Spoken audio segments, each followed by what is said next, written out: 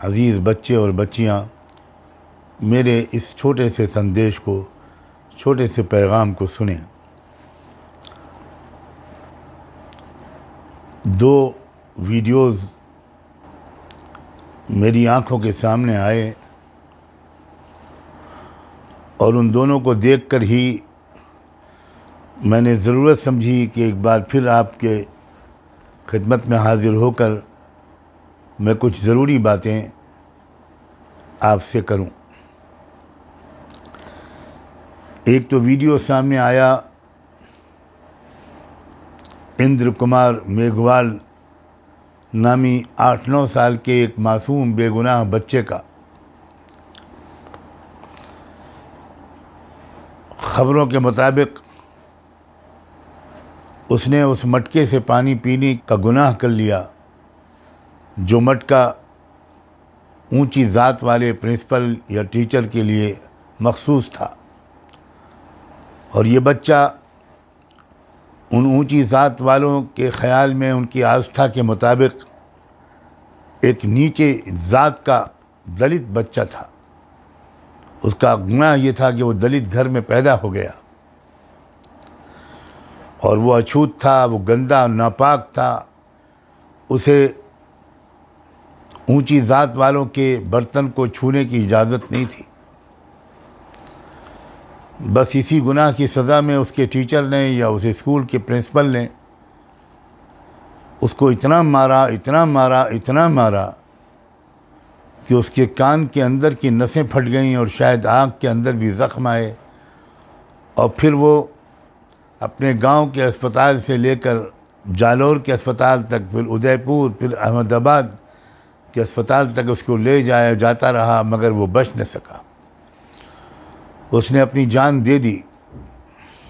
ये तोहफ़ा मिला है उस बच्चे को, उसके घराने को, आज़ादी के जश्न का तोहफ़ा है ये।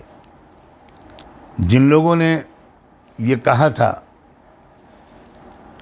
कि असल में ये आज़ादी जो अंग्रेज़ दे रहे हैं वो ब्राह्मणों को देकर जा रहे हैं, ब्राह्मणों को आज़ादी मिली है, देश के बाशिंदों को, मूल निवासियों को, इस देश के आम नागरिक को कोई आज़ादी नहीं मिली। काश कि ये बात गलत होती, काश कि ये बात गलत साबित हो जाती, तो इससे ज़्यादा खुशी की मेरे जैसे इंसान के लिए कोई बात न थी। आप में से कोई मेरा ये पैगाम, मेरा मोहब्बत भरा, दुख भरा शोक संदेश इस बेगुनाह मासूम बच्चे के परिवार तक पहुंचा दे तो यह आपका मुझ पर बड़ा एहसान होगा। मेरा वो भाई, मेरी वो बहन जिसका ये बेटा था, उसके दिल पर क्या गुजरी होगी, उन तक ये पैगाम पहुंचा दीजिए कि ये आपके बेटे की ये कुर्बानी खुदा करे कि अब ये ज़ाय न जाए। इस पर तो कम से कम हमारी कौम का ज़मीर अगर ज़िंदा है तो जाग जाए।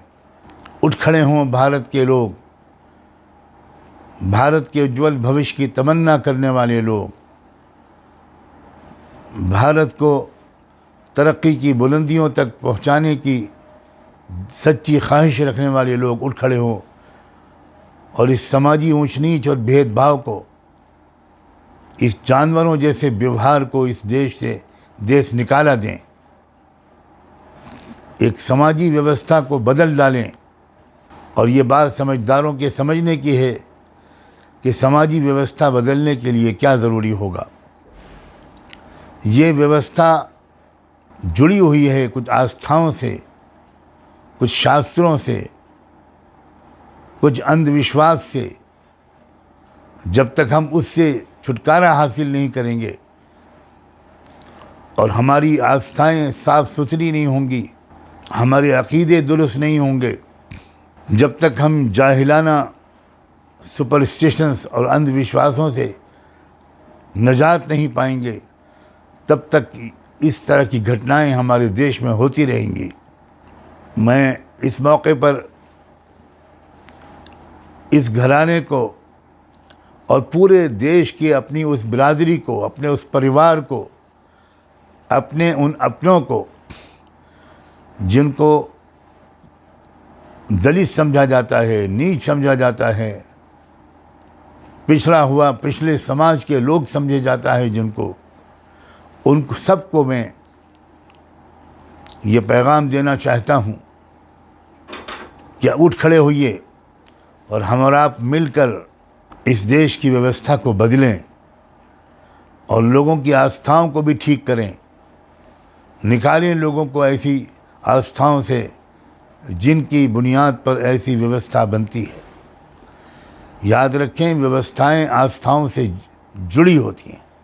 अब दूसरा वीडियो जो मैंने देखा, वो देखा सड़कों पर डांस करते हुए, नाचते हुए लोगों का जो आज़ादी का जश्न मना रहे थे और डांस कर रहे थे, नाच रहे थे, और नहायत शर्मिंदगी और दुखे दिल के साथ मैं ये कहता हूँ कि जहाँ तक जो वीडियो मैंने देखे, मुझे दिखाए गए, उसमें ये नाचने गाने वाले वो लोग थे जो अपने को मुसलमान समझते। मैं मुसलमान भाइयों से, मुसलमान नौजवानों से साफ साफ कहना चाहता हूँ, मुझे गुजरात के मुख्तलिफ़ शहरों के वीडियो दिखाए गए, गोधरा का भी वीडियो मुझे दिखाया गया, और भी देश के इलाकों में ऐसी ही घटनाएं हुई होंगी जहां मुसलमानों ने अपने आप को देश का बड़ा वफादार साबित करने के लिए लंबी लंबी रैलियां निकाली और खूब नाचे, खूब नाच गाना किया सड़कों पर। मैं मुसलमान नौजवानों से कहता हूं कि तुमको शर्म नहीं आती? ये तरीक़ा है इस्लाम में खुशी मनाने का? तुम्हें अपने को मुसलमान कहने का हक बाकी रह गया है? तुम जिस दिन का जश्न मना रहे थे, उस दिन जो आज़ादी मिली थी, अगर उसको आज़ादी कहना सही है तो वो तुम्हारे पुरखों ने, बुज़ुर्गों ने, बड़े बड़े उलमा ने, अल्लाह वालों ने, जांबाज किस्म के लीडरों ने फांसी के फंदे चूमकर हासिल की थी,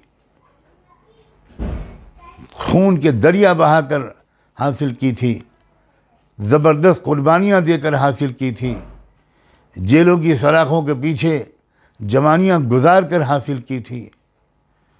और आज तुम उन बुज़ुर्गों की याद इस तरह मना रहे हो, नाच रहे हो। तुम्हें ज़रा भी हया नहीं आती कि ये तरीक़ा इस ज़ेब नहीं देता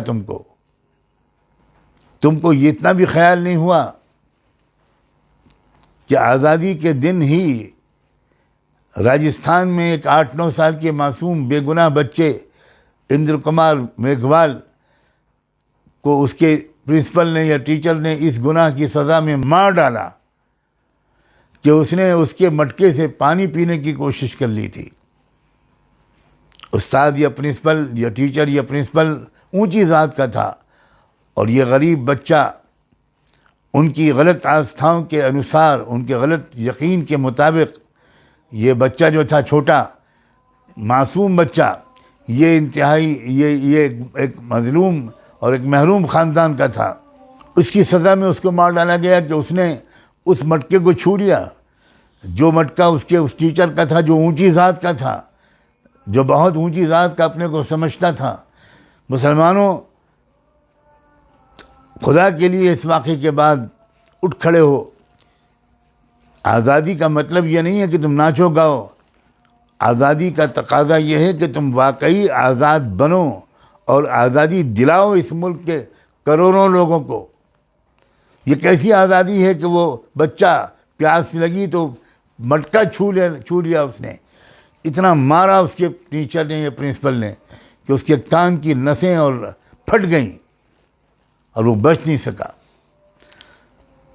तुम अगर वाकई मुसलमान हो और तुमको वाकई इस मुल्क से मोहब्बत है, तुमको वाकई इस देश से प्रेम है, तो तुमको यहाँ के गरीबों की सेवा करना चाहिए। तुमको यहाँ की छूत छात को ख़त्म करने के लिए जिहाद करना चाहिए, तन मन धन की कुर्बानी देनी चाहिए। तुमको पढ़ाई पर तवज्जो देनी चाहिए, तुमको अपने समाज के सुधारने पर तवज्जो देनी चाहिए, तुमको इस मुल्क में इंसाफ और अमन के कायम करने के लिए हर मुमकिन कोशिश करनी चाहिए। तुम नाच गा कर समझते हो कि तुम इस देश की सेवा कर रहे हो। खुदा जाने मुसलमानों को क्या हो गया है। मुझे तो इस साल ये देखकर बहुत ज़्यादा फिक्र हुई और दुख बढ़ गया कि मुसलमान अपने आप को इस मुल्क का वफादार साबित करने के लिए और कुछ बेवफाओं को, कुछ जालिमों को, जिनको इस मुल्क से कोई मोहब्बत न थी ना है, उनको ये दिखाने के लिए हम बहुत देशभक्त हैं, हम बहुत मुल्क के वफादार हैं, उनको दिखाने के लिए आउट ऑफ द वे जाकर क्या क्या तमाशे कर रहे हैं। क्या हो गया है तुमको? तुम किसी आवाज़ पर ध्यान नहीं देते, तुम किसी समझाने वाले की समझाने पर तवज्जो नहीं करते। तुम्हारा अंजाम क्या होगा? मैं आज